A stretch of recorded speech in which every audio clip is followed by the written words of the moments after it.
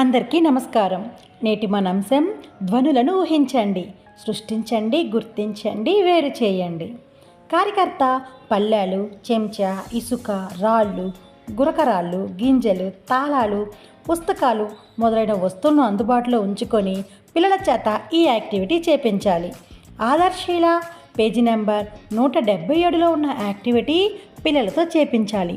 ఇక్కడ ఒక కార్యకర్త ఈ యాక్టివిటీ చేపిస్తున్నారు. చూద్దామా? నేను ఇప్పుడు ఈ రెండింటిని శబ్దం చేసి చూపిస్తాను.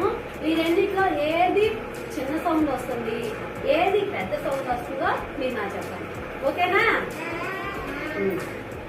నేను ఫస్ట్ చేస్తాను, వినండి. ఫస్ట్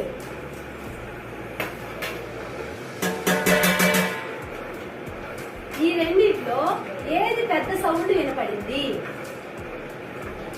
ఏది చిన్న సౌండ్ వినపడింది? Very good. గట్టిగా క్లాస్ కొట్టుకోండి మరి నాన్న. Very good.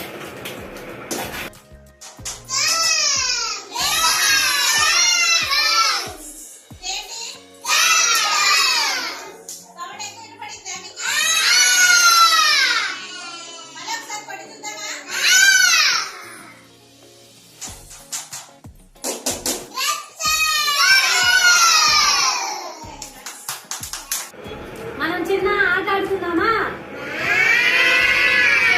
ఈ ఆట పేరు గుసగుసలాట. ఏమాట?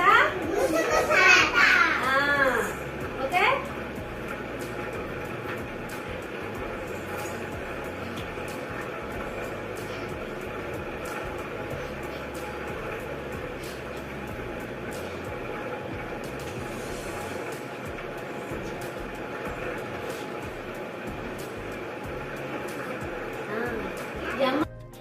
ఇక్కడ ఉన్న పిల్లలు ఈ యాక్టివిటీని చాలా బాగా చేస్తున్నారు కదా.